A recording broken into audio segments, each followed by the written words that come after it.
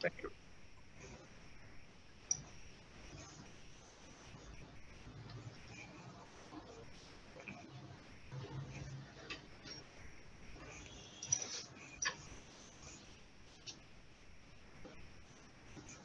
Live. Good afternoon, everybody.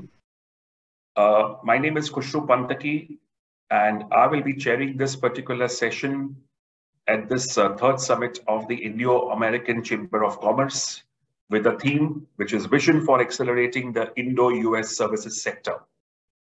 As you know, banking and financial services is a very important sector both in India and in the US. And therefore, we have with us prominent individuals who are going to be a part of this particular session and who will be giving their perspectives in relation to the topic that we have. The topic that we are going to talk about is the constant evolution and the acceleration of the financial services sector, both in India and in the US. And to give more perspective about the Indian side, we have three distinguished speakers. But before I introduce them, let me take the opportunity of introducing Ms. Audrey Slover, who is the Economic Strategy Unit Chief at the US Embassy.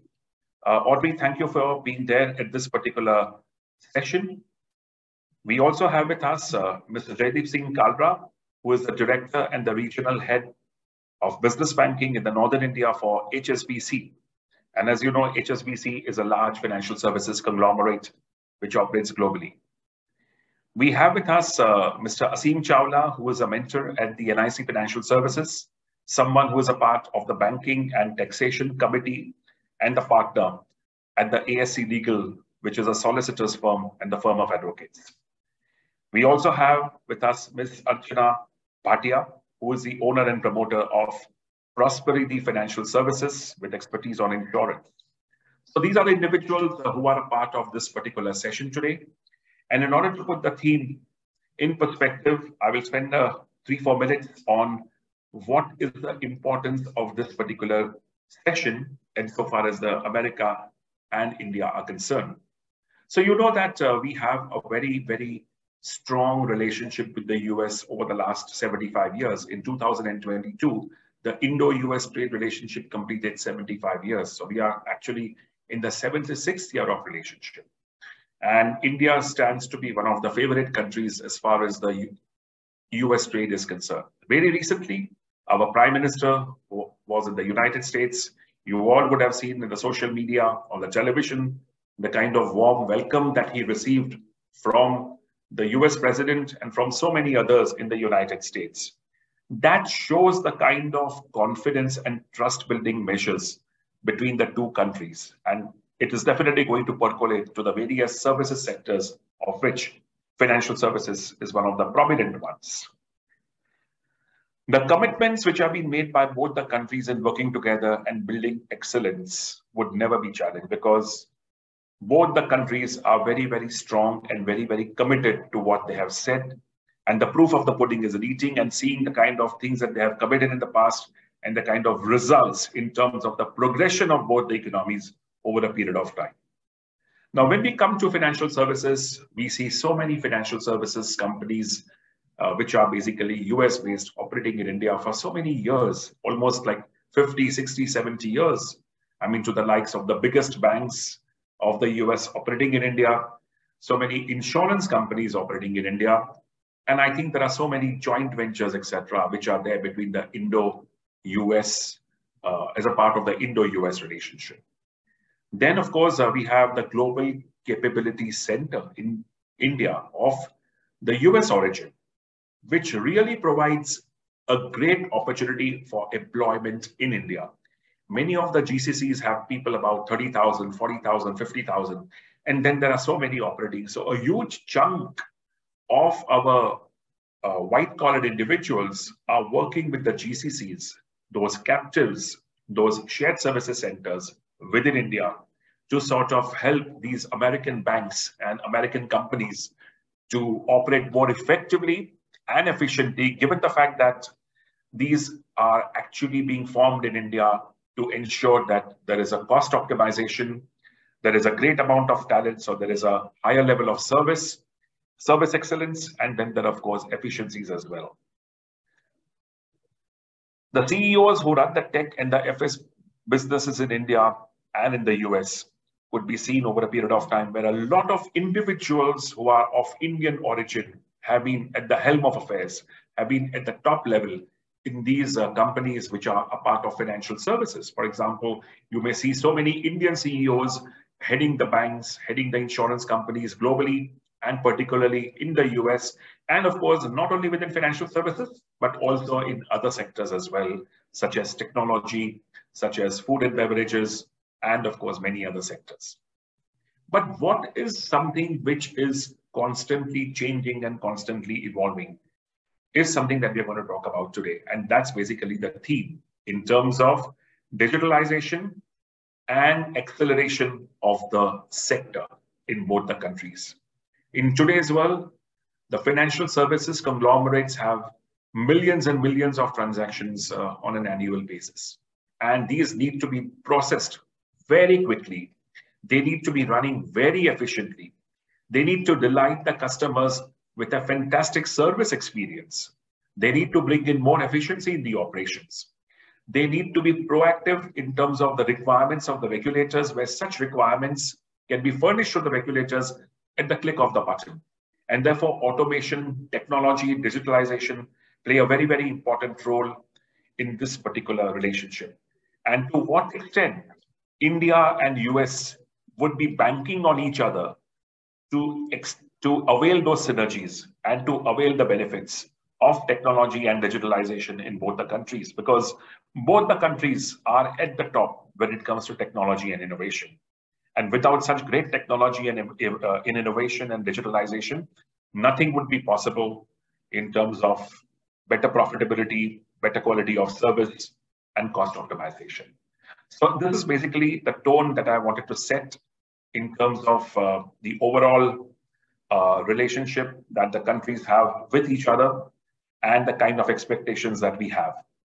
I would now like to call upon Mr. Aseem Chawla, who could address us as a part of this particular session on strengthening of the Indo-US ties, with specifically the emphasis being financial services. Aseem, may I now hand it over to you for the next 8 to 9 minutes in terms of your perspectives. Over to you. Thank you. Khushroo, am I audible? You are audible, but there is still some kind of a disturb. I mean, it's not very clear. So would you want to take a little more time to set up the technology? In that case, I would request someone else to sort of step in, and then you can come back in case if you believe you will take a little more time. Okay. You may choose to keep the video. I don't you why to request one of the other speakers to surely. Thank you. And I jump in connectivity. No problem, Aseem. No issues. But let's make it by others. Surely. Yeah. No problem. So in which case I would now request Mr. Jaideep Singh Kalra, who is the director and the regional head of business banking in the Northern India as part of the HSBC, to share his perspectives about this particular topic, forming part of the session. Over to you, Jaideep. Thank you. Sure. Thank you, Khushroo, and the fellow panelists. I hope I'm audible. Yes, of course. Perfect. Okay. So firstly, thank you, Indo-American Chamber of Commerce, for hosting this very important summit. I think clearly the India-US country corridor has become increasingly important, not only for India and US, but for the services sector and the global economy and the impact it is having on innovation and development across the globe. So a great kind of timing and summit.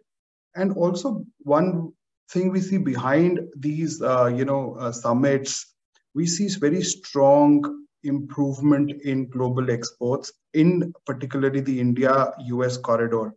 And, I was just looking at some numbers. The Indian exports have actually gone up from $500 billion in 2021 to about $775 billion. And this has come despite all the global challenges that we've seen. And clearly the service export or the IT/ITS sector is leading this from the front.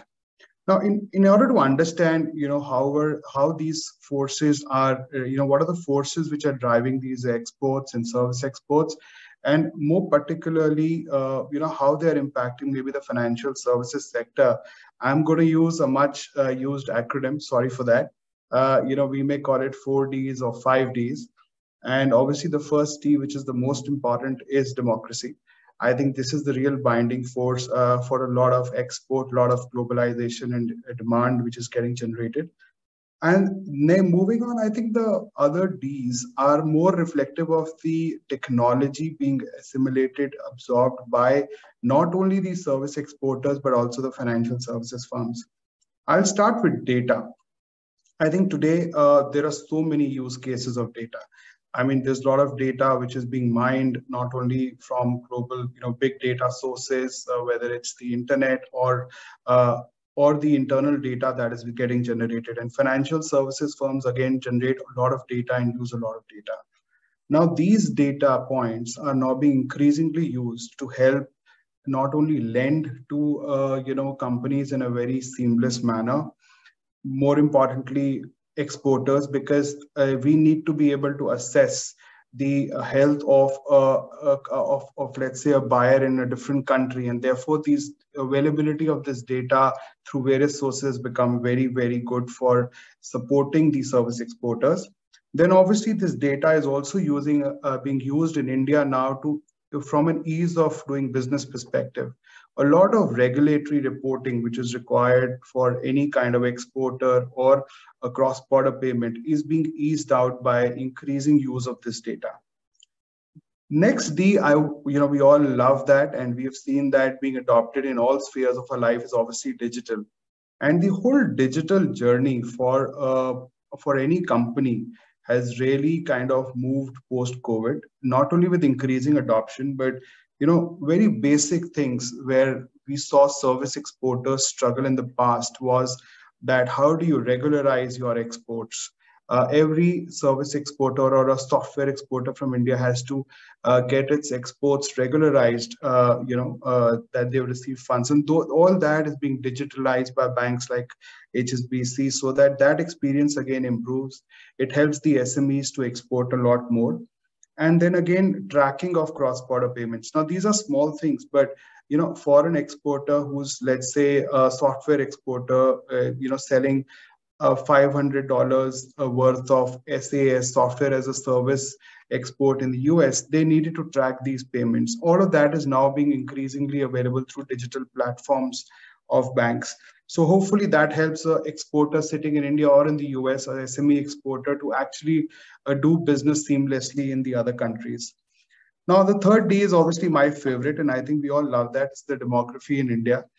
Demography, we've all been proud of, obviously, the population growth, but we also see demography playing out in terms of increasing women participation in workforce.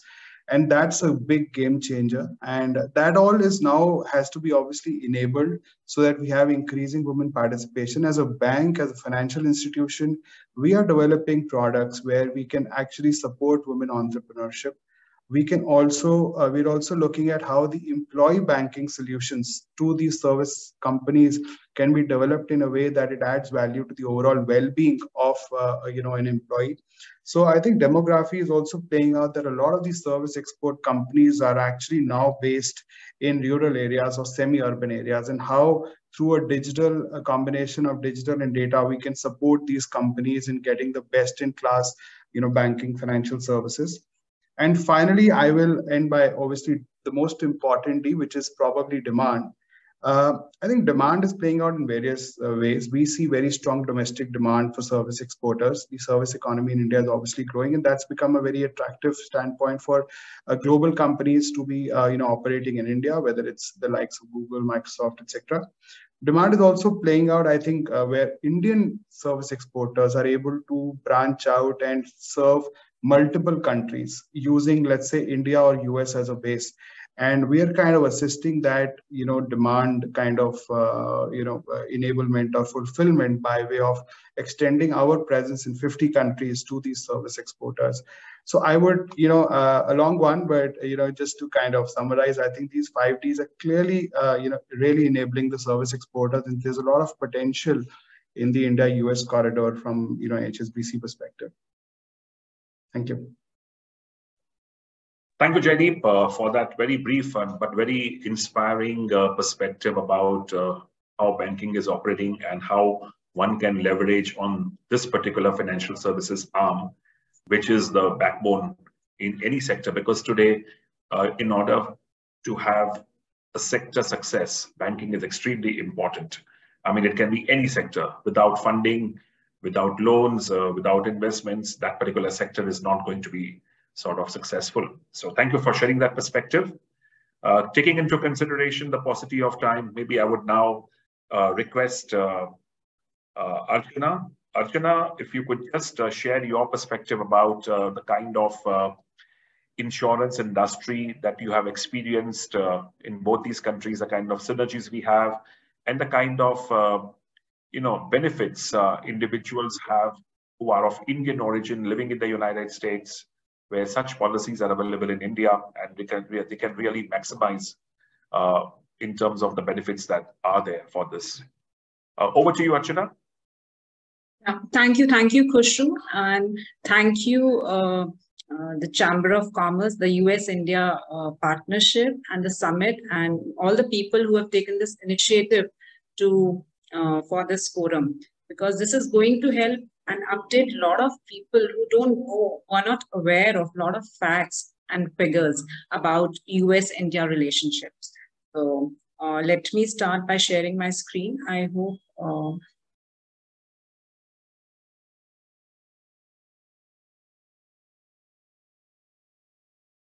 is it, are you able to see my screen?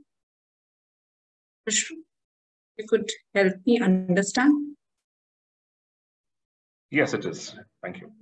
Oh, thank you. So let's understand various asset class and how prudent investor gets the benefit of diversification into various asset classes. So diversification is a very good rule for a prudent investor. And these are various asset classes. So people who are sitting in US, who are Indian overseas or people of Indian origin, they also have this benefit of diversify their investments in India through a very simple and through a digital mode. So I'll just tell about equity. Indian equity markets gives high return with high risk. Any equity market, and risk of fall in equity markets can reduce the money below investments. And it's a very high liquidity tool unless invested in penny stocks and PMS. So let's understand and see that how equity markets in India and US are performing in last 15, 20 years. So if you look at this slide, BSE Sensex India and New York Stock Exchange, Dow Jones, S&P 100, if you look at Indian Sensex, it has given double-digit growth in the last 15, 20 years. And in the coming future also, if you look at projections from International Monetary Fund, as India is a growing economy, it is going to give a drastic, very good growth in Indian equity market. And also, if you look at debt, there are higher interest rates in India in guaranteed products as compared to US or any other country. So let's come back to this various asset class slides. Second is gold and metals. We invest in metals where gold and silver are very good tool, and it's a hedge against inflation. And last year, gold was #1 asset class in all the asset classes. It's a good tool. And third is real estate, which gives a rental income. It comes with maintenance costs. It comes with tax implications, less liquidity and low price, and distressed sales are also there in urgent requirement of money. And real estate, be in US, be in India, it comes, the prices appreciate, it depends upon location. Fourth is guaranteed. Guaranteed products are post-COVID, everybody realized the importance of guarantees in life. Guaranteed products gives lower returns, peace of mind. It gives security and safety also.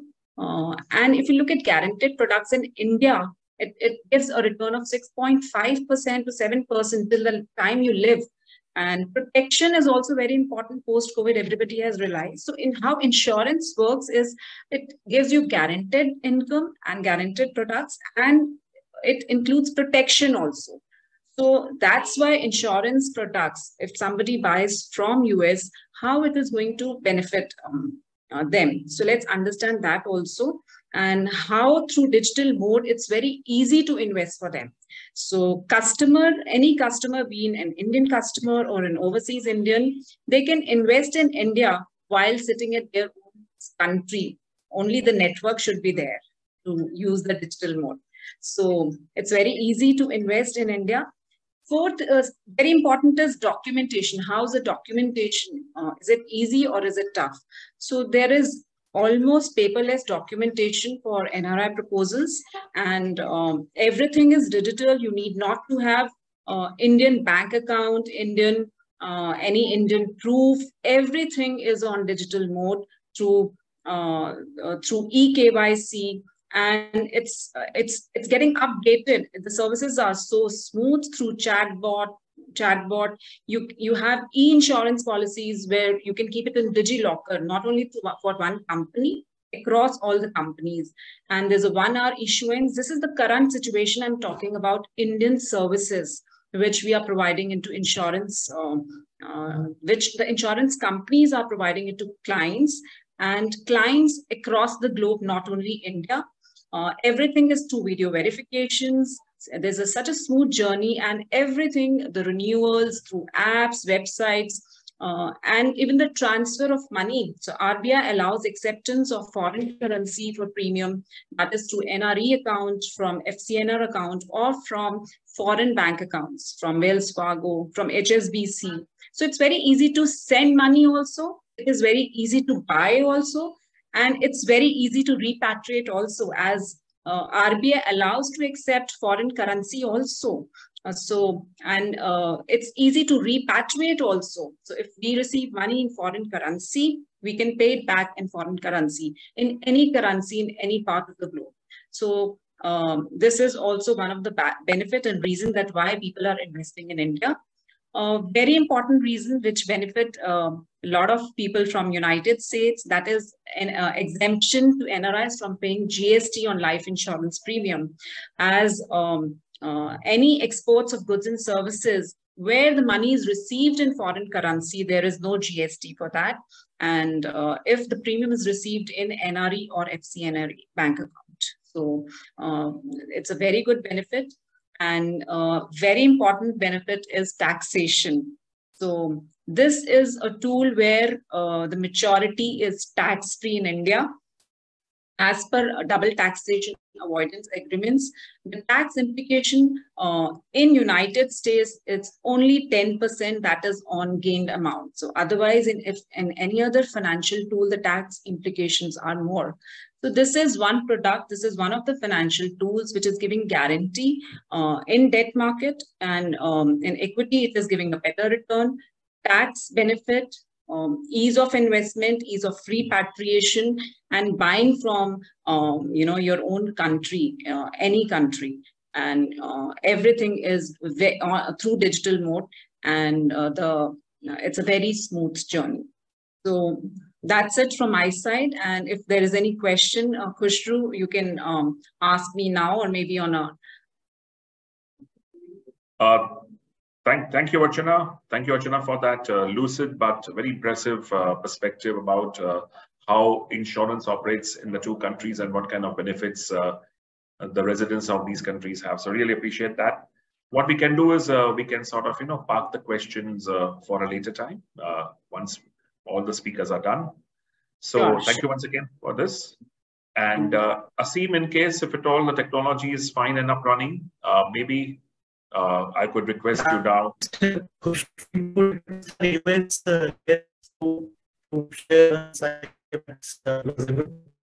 Okay. Aseem, are you okay? I understand. I think Is it possible for you to speak from your cell phone or something?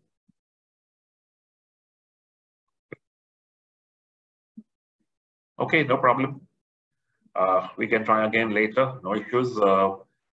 Given the fact that technology is not the best with you, I think it's time for me to request our guest of honor, Ms. Audrey Slover, who is Economic Strategy Unit Chief at the US Embassy. Audrey, given your experience in relation to the Indo-US relationship and the fact that financial services is a big segment of the entire cooperation and trade, maybe it will be useful for you, for us, to have you to speak a little bit about that, and maybe more about the future as well, as to how this relationship is going to shape up in the future, what expectations the US has as far as India is concerned in this segment or in this sector. Over to you, Audrey. Thank you. Thank you very, very much, Mr. Khushroo Panthaky, for including me, and to the Indo-American Chamber of Commerce for inviting me to speak with all of you today. I hope that I'm audible, and I'm very much looking forward to this discussion.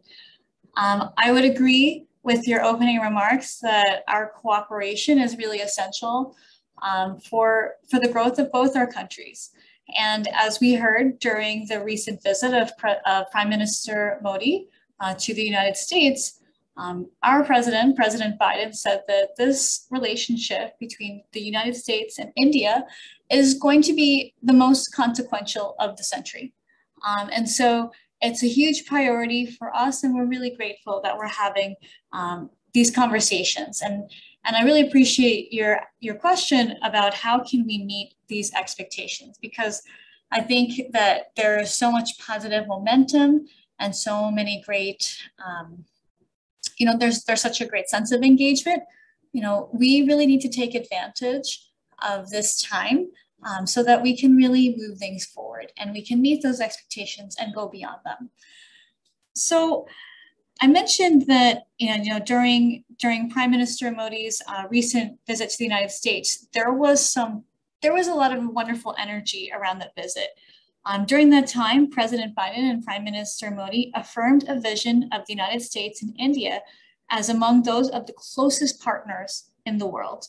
And that is a partnership of democracy looking into the 21st century with hope, ambition, and confidence. I really did appreciate Mr. Jaideep Singh Kalra's remarks where he talked about those 5 Ds, where that element of democracy is something that's so essential for growth and for innovation. And it's definitely a key factor in what brings the United States and India so closely, what aligns us so closely together. So I really appreciate your mentioning that. The United States-India Comprehensive Global and Strategic Partnership is anchored in a new level of trust and mutual understanding, and is enriched by warm bonds of family and friendship that inextricably link our countries together. I did really appreciate how during Ms. Archna Bhatia's comments, she talked about remittances. I think, just the degree of security and the seamless interaction between our financial systems and remittances has absolutely been something that has really brought together India and the United States in terms of people feeling very comfortable about working and interacting with each other, whether they're in India or the United States, and knowing that those transactions are secure and that they are seamless is something that absolutely is a huge facilitator of that engagement. So when we talk about our administration's priorities, we are very much both committed to promoting policies and adapting regulations that facilitate greater technology sharing, co-development, and co-production opportunities between US and Indian industry, government, and academic institutions. As two of the world's largest democratic economies, the United States and India are indispensable partners in advancing global prosperity and a free, fair, and rules-based economic order. Those are things that really differentiate the United States and India from other competitors and from our neighbors. The United States Our economy continues to rank among the most open in the world, and we remain India's most important trading partner and largest export market, accounting for approximately 20% of India's total exports. The US-India Trade and Investment Partnership is an engine of global growth, with bilateral trade exceeding $191 billion in 2022, which is nearly a doubling since 2014. So in less than 10 years, we have doubled our bilateral trade relationship. And while that sounds like an impressive number, I think that what we have to keep in mind is that that is historical. And what we need to talk about is looking at what we see going forward. One thing that I have observed in my regular conversations with other members of the industry is that many people tend to look at wanting to maintain and incrementally increase our level of engagement and relationship. They see that level of growth as positive, keep, somewhere below around 8 or 9%. They say that that's wonderful, and it is. But what I would note is that there is a level of ambition that we're seeing now where we could be talking about double-digit growth for the Indian economy, as well as for this relationship. And so while we can look at history to guide us at what has worked and what hasn't, it's really important for us in these conversations to have an open mind around innovation and increasing our level of ambition. Consistently, US companies are not only India's biggest source of foreign direct investment, but also India's best. We have played a critical role through our unparalleled contribution in Indian research and development, training, development of local managers, and incorporating India into crucial global supply chains. In what is perhaps the best known example, US companies have invested in India's technology sector. India has benefited greatly from sustained US investment in the technology sector, and India has benefited from nearly unfettered access to the US market, with just a light touch of US regulatory policies that have allowed both domestic and foreign firms to flourish. Whether we're talking about Bangalore, Hyderabad, Chennai, or Pune, US companies have established impressive research and development facilities rivaling those found anywhere in the world. Similarly, US companies are supporting rapid growth in India's booming civil aviation sector. I think we've all heard about the incredible Air India deal that included Boeing for more than 200 American-made aircraft that will support more than 1 million American jobs. But I think one thing that we also have to consider when we're thinking about increasing our relationship in terms of not only the financial sector, but across all sectors, is how civil aviation and the growth of other transport sectors is essential to really increasing India's connections to the rest of the region, as well as the global economy. We can't really talk about the US-India relationship without thinking about who is the main competitor that India has been facing in terms of having that influence in the region. Several US companies have shared, many US companies have shared that they're having increasing difficulties conducting business in the largest market in our region currently, which is China. Accordingly, some companies are downgrading their operations there, while others are looking at with a lot of interest at other alternative markets. And India has an incredible strategic opportunity through trade and investment to become an alternative hub for US businesses across the Indo-Pacific region. Accelerating the economic and regulatory reform process already begun by Prime Minister Modi will help ensure that India is seen as an increasingly efficient, transparent, and well-regulated market. And that will continue to increase the ease of doing business and further promote growth and development. We really have to have that holistic view of not only that bilateral relationship, but also the regional relationship. My position here at the embassy is not only as the economic strategy chief, but I am also the head of our U.S. mission here in India's Indo-Pacific strategy. And I definitely see that India is well positioned, absolutely, to be the bastion and the bulwark of our strategic interests in the entire Indo-Pacific region. And you'll notice if you look at the White House issued Indo-Pacific strategy, that India is one of the only countries that is mentioned as the focus of US efforts to support leadership. It's pretty unique. It's the only country that the United States mentions that we want to support their regional influence and leadership.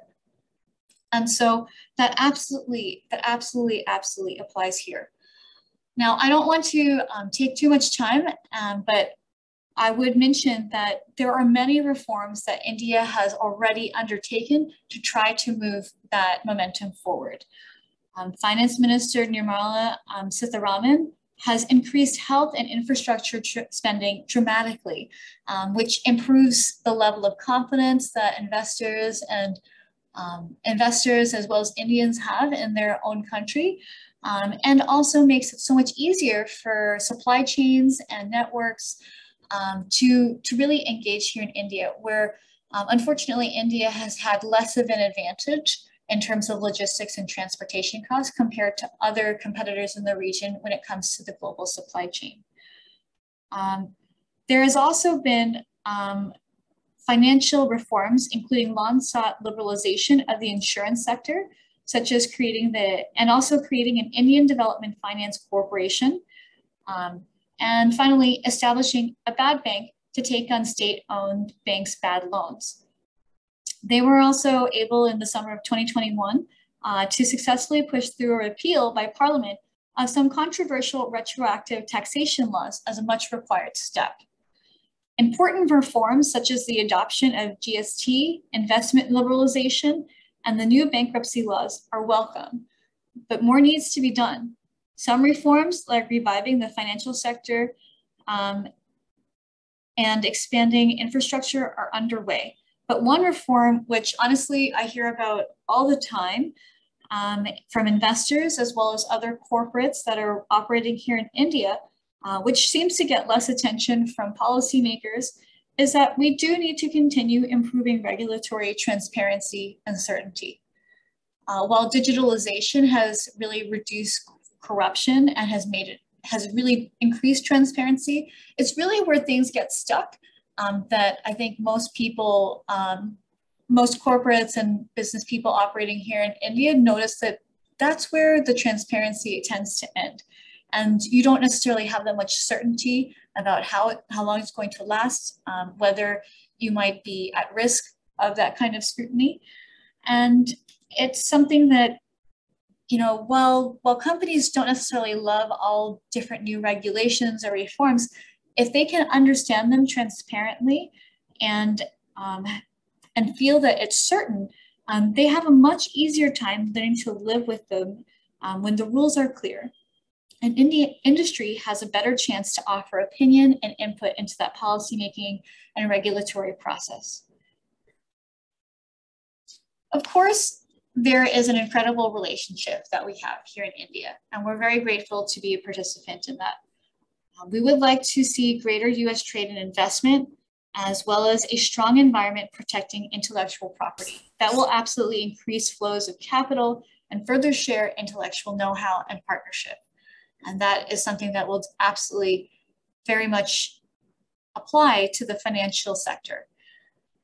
Increased openness to US goods and services and an expanded presence of US companies will also stimulate private sector investment in improved infrastructure, overall connectivity, and just as we talked about, the seamless flow of learning and reaching that global standard that we all seek. As an example, US companies have innovative technologies that could support India's ambitious goal to create 100 smart cities across the country. To conclude, I truly want to express my thanks for all that you do to enhance our economic ties and the links between our people.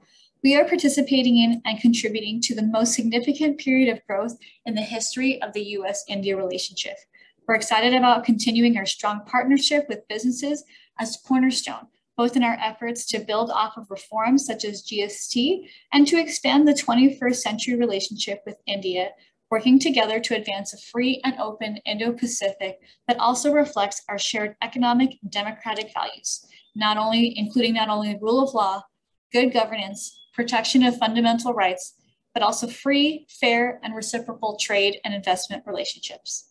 I truly look forward to working with the members of the IACC as we continue building our country's strategic partnership. Thank you very much for having me.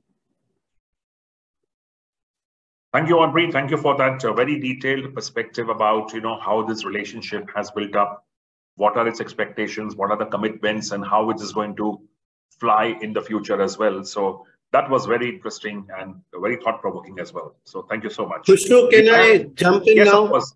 Yes, Aseem. Yeah. I was just coming to you. I saw you on the video and I'm happy to see you in action. Thank you. So, sometimes technology can act as a boon and yes. a bane. I had the benefit of hearing Jaideep, Archna, and Honorable Excellency, Madam Slover, and your opening remarks. So I think I have the benefit of, probably picking the best what they have said. Jaideep's view on the numbers and the perspective.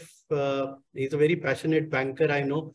And Archana gave both at an individual level, at a personal level, what it takes for a common man or a common citizen, so to speak, in terms of her ideas on reforms. And then, of course, we had this very exhilarating lecture by Honorable Madam Slover. And we are, on behalf, at least I can say, for being the past regional president and not taking away the moonshine from Khushroo.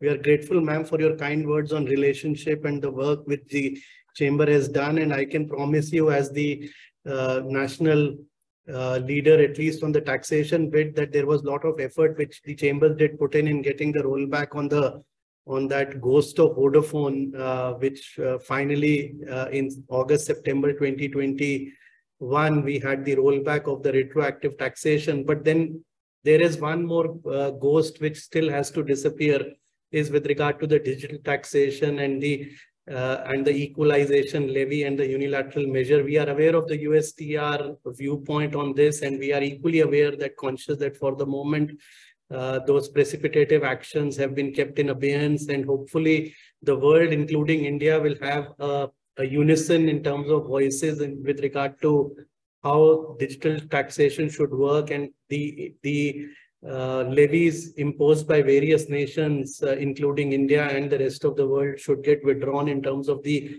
global collegial effort in terms of having one voice on digital taxation. So the Damocles sword hasn't gone completely, if I may were to say, but it's still hanging.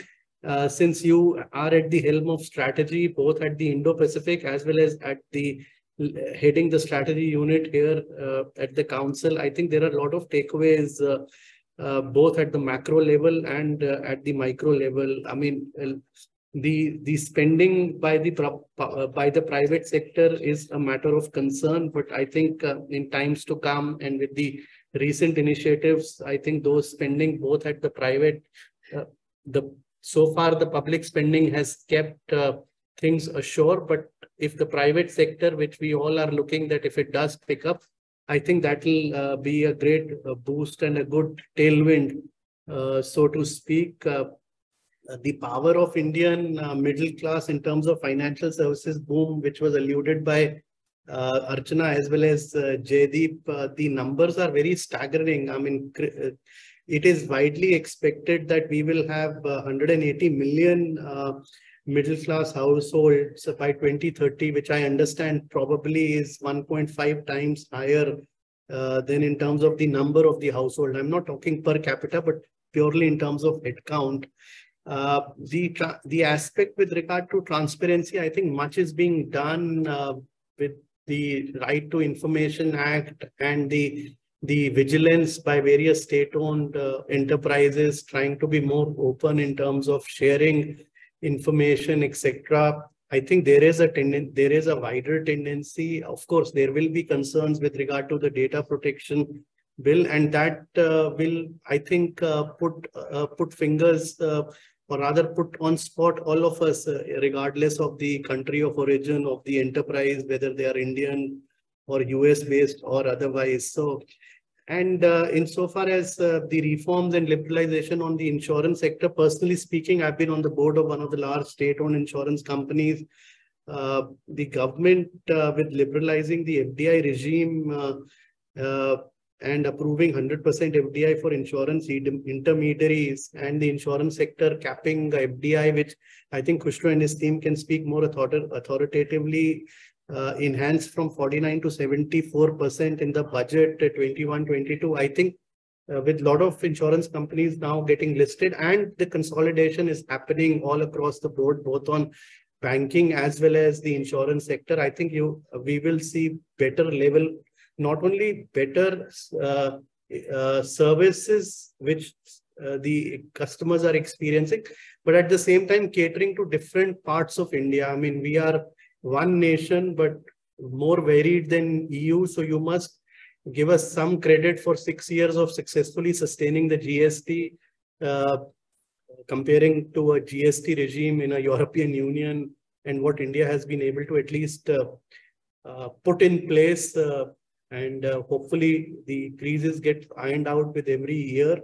And similarly is with regard to the financial services market also. Within India, you have the semi-urban India, the rural India, the middle class India, and therefore the larger realization of the rest of the world is that we have to cater for markets. I mean, the classic example would be if I can take some moonshine from Jaideep, is the business strategy of HSBC in terms of looking at the India retail market with some fresh pairs of eyes. That's what we hear. So these are some examples. The policy initiatives, I think we are very excited about the GIFT IFSC regime. I think that will give a big boost to the financial sector. And personally, I think the policymakers are paying a lot of attention. I had the occasion of visiting the GIFT city a few months ago in person, had a look and feel on the ground, and with the recent announcements by big majors in terms of making an active interest in GIFT post the successful visit of the Honorable Prime Minister, I think GIFT should be a catalyst in terms of overall reforms. Helpfully, Archna spoke about tax, so I won't have to speak much on it. Of course, there are some tweakings happening on taxes, but then we have to be mindful of the equities between people who have the ability to pay tax and whether they end up enjoying the exempt regime of taxation, and whereas the whole world is moving from exempt taxation to exempt taxation, the triple E model or the double ET model. When you don't pay for premium, you don't pay at the latter two stages, and you get a deduction for the premium paid upfront. So I think you will see policy catering to various strata of society, and that's good, where you don't paint everybody with one brush. On wealth management, I think Jaideep and Archna both have spoken. All that I can say is that there is a steady rise. The CAGR has increased by over 4.1%, and by end of 2025, the global HNI wealth is estimated to grow in India up to $100 trillion, which shows the immense diversity which the world is experiencing between the have and the have-nots, and how it translates into more capital flow into the system back again by the private sector, rather than parking money in dormant expensive assets which do not add within the circulation of the economy, is something which one would see. Insofar as equity market is concerned, and I think Khushroo, I'll close with that. I'm mindful of the time. I mean, the Indian market capitalization has surged by about 25% as compared to what it was about close to 2 years ago. And the number of demat accounts in India is a very staggering number when you look at 10.8 crore figure, which you can translate in terms of adding the millions to it. And the number of companies listed on the NSE have increased dramatically. If I were to give you a sense, in mid-90s, we were about only 130 odd companies listed on the National Stock Exchange. Now we are about 2,000 plus companies on the stock exchange. So the flow of money into the organized sector is demonstrative with the number of SIP folders, people who are investing monies and savings into organized sector. I think that's the real bottom line test when you look at the asset under management by the mutual fund industry, which is about $478 billion, and the number of folios of people is about 142 million. So this is the power which we bring if the monies and savings were to get channelized into the organized sector. With this, I think I'll rest my thoughts, and I'm grateful to all of you, my own chamber, Khushroo and the participants, and thank you, Honorable Excellency Ms. Slover, for the time. And Khushroo, back to you. Thank you, Aseem, and it was good to have you back, given that this perspective was also very, very important for people to be aware. So appreciate your working on the technology. Given the fact that we only have about 5-7 minutes now for the session to conclude, I'll just ask one question to all of you. My first question is to Jaideep. Jaideep, we have seen over the last couple of years, and especially after the COVID, that fortunately the banking industry in India has done extremely well. I have seen as an auditor for the large banks as well that the kind of provisions that the banks had made during the COVID times, a good amount of those provisions had to be written back, which means that the banks did not go through those significant losses, which means that we have a healthier banking system. And America has also got a good banking system. Of course, failures keep happening, but I think both the countries have a good, healthy banking system. What are those one or two things which would sort of further strengthen this relationship on the banking side? Will there be more investments coming from the United States into the banking industry in India? That's the first question.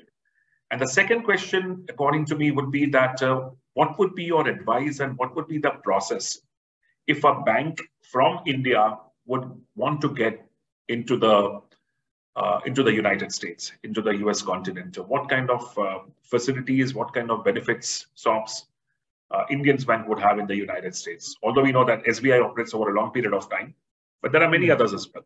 So over to you for your response.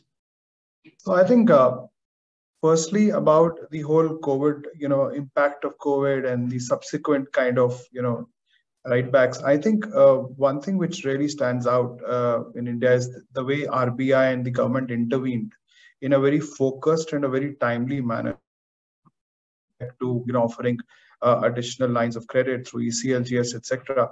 So I think that provided a lot of confidence to the SMEs and as well as the larger corporates that yes, the liquidity is available.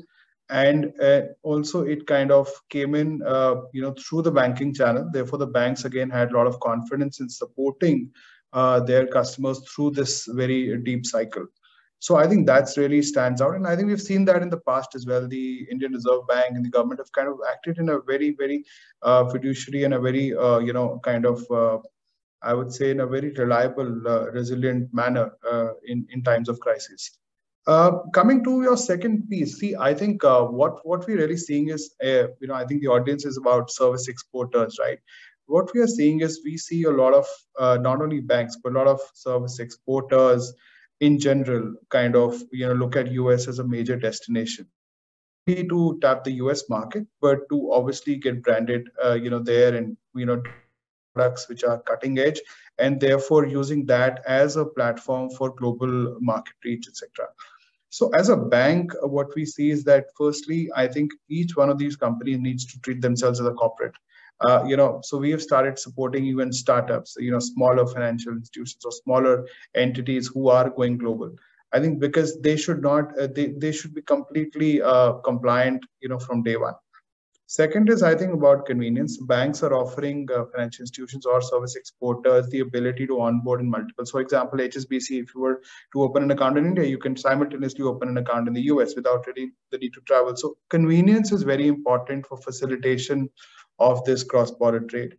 And finally, I think it's also about how can we help out of the US? How can, let's say, SME, a large company would probably have the flexibility of setting themselves up in 5 countries, how can they use, let's say, US or one country as a base for the global sales? So we've got some solutions around it. I think it's about constantly hearing their problems and developing solutions which make them more competitive.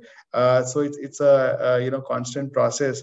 And even in the same sense, you need to have like Aseem ji talked about, the retail presence. If you are ready to support a business both in India and the US, it's very important to be able to support the individuals behind the business. So we've actually launched a private bank, relaunched a private bank yesterday, top tier. So I think a lot of this obviously impacts both the service exporters and likewise the banks, because we work as clearing banks for a lot of the Indian banks who are operating and doing cross-border payments. Yeah.